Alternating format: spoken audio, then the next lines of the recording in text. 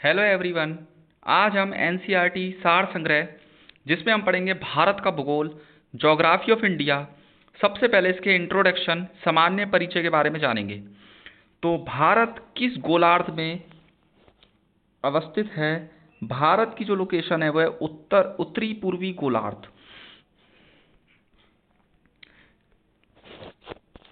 क्षेत्रफल की दृष्टि से भारत का विश्व में कौन सा स्थान है?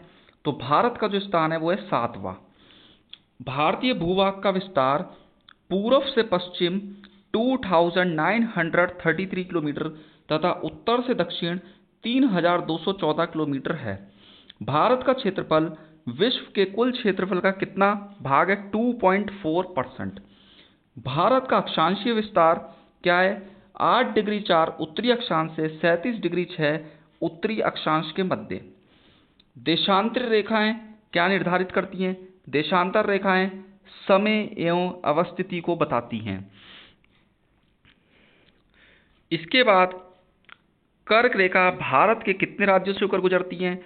तो कर्क रेखा भारत के 8 राज्यों से होकर गुजरती हैं। गुजरात, राजस्थान, मध्य प्रदेश, छत्तीसगढ़, झारखंड, पश्चिम बंगाल, त्रिपुरा, मिजोरम। भारत को लगभग 2 बराबर भागों में कौन सा अक्षांश विभाजित करता है? तो 23.5 डिग्री उत्तरी अक्षांश कर्क रेखा। इसके बाद हम देखते हैं भारत के सबसे पश्चिमी बिंदु को गौरमोता या गौरमोती गुजरात तथा पूर्वी बिंदु को किबीथू अरुणाचल प्रदेश के मध्य सूर्योदय एवं सूर्य अस्त में लगभग कितने घंटों का अंतर है? 2 घंटे का अंतर है। इसके बाद हम देखते हैं भारतीय मानक समय रेखा इंडियन स्टैंडर्ड टाइम 82.5 डिग्री किस शहर से होकर गुजरती है? तो इलाहाबाद के निकट मिर्जापुर से। भारतीय मानक समय एवं ग्रीनविच मध्य रेखा के समय में कितने घंटों का अंतर है? तो 5.5 घंटे का।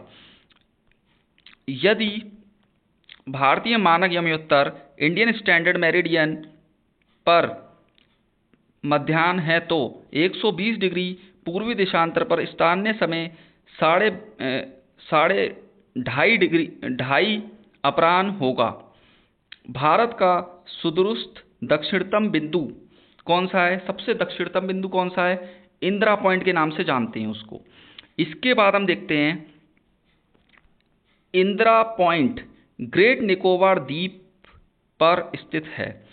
भारत का एकमात्र जिला कौन सा है जिसकी सीमा 4 राज्यों को स्पर्श करती है? सोनभद्र, उत्तर प्रदेश। भारतीय मानक समय रेखा 82.5 डिग्री 5 राज्यों से होकर गुजरती है। उत्तर प्रदेश, मध्य प्रदेश, छत्तीसगढ़, उड़ीसा, आंध्र प्रदेश से होकर गुजरती है। इसके बाद हम मैप को देखते हैं। तो मैप में ये बताया गया है कि 8 डिग्री 4 उत्तरी अक्षांश से लेकर 37 डिग्री 6 उत्तरी अक्षांश तक फैला हुआ है, नॉर्थ से साउथ।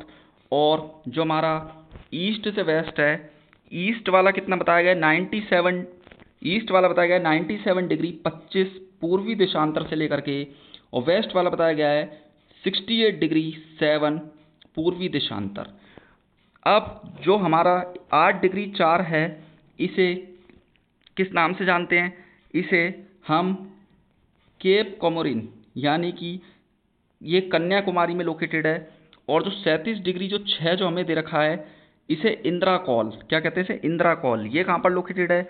ये हमारा लद्दाख में लोकेटेड है। इसके बाद हम देखते हैं आगे जो हमारा 68 डिग्री 7 है इसे गौर माता यानी कि ये कहाँ पर लोकेटेड है? गुजरात में। ये सबसे पश्चिमी बिंदु है जो गुजरात में लोकेटेड है। इसके बाद हम देखते हैं यहाँ पर 97 डिग्री 25 जो हमें बताया गया किबीथू जो अरुणाचल प्रदेश में लोकेटेड है। इसके अलावा इस मैप में ये बताया गया है कि नॉर्थ से साउथ तक की दूरी, नॉर्थ से साउथ तक की दूरी कितनी है? 3214 किलोमीटर। इसके बाद इस मैप में बताया गया है कि ये ईस्ट से यानी कि ईस्ट से वेस्ट तक की दूरी कितनी है? 2933 किलोमीटर। ठीक है। इसके बाद इस मैप के अंदर ये बताया गया है कि भारत एवं अफगानिस्तान में जो बाउंड्री जो शेयर करते हैं वो कितने किलोमीटर है? 106 किलोमीटर। भारत और अफगानिस्तान के बीच में कितने किलोमीटर की बाउंड्री शेयर करते हैं? 106 किलोमीटर। इसके अलावा भारत और पाकिस्तान के बीच में कितनी है? 3,323 किलोमीटर। कितनी? 3,323 किलोमीटर भारत और पाकिस्तान। इसके अलावा भारत और चाइना के बीच में कितनी है? 3,488 किलोमीटर। 3,488 किलोमीटर। इसके अलावा भारत और भूटान के बीच में कितनी है? 699 किलोमीटर। इसके बाद भारत और नेपाल के बीच में कितनी है? 1751 किलोमीटर। कितनी है? 1751 किलोमीटर। भारत और म्यांमार के बीच में कितनी है? 1643 किलोमीटर।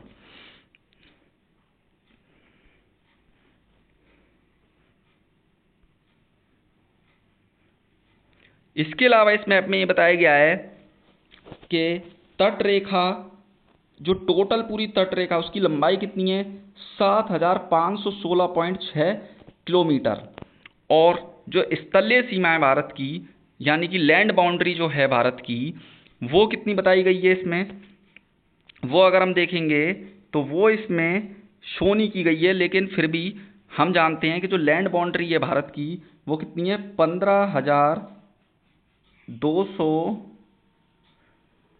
कितनी है? 15,200 किलोमीटर। कितनी है? 15,200 किलोमीटर। लैंड बाउंड्री क्या होती है? ये जो जितना भी पूरा है, जो लैंड वाला जो एरिया है, पूरा जो लैंड वाला जो एरिया है, पूरा लैंड वाला एरिया वो क्या कहलाता है? लैंड बाउंड्री कहलाता है। ठीक है, तो ये आज के लिए बस इतना ही।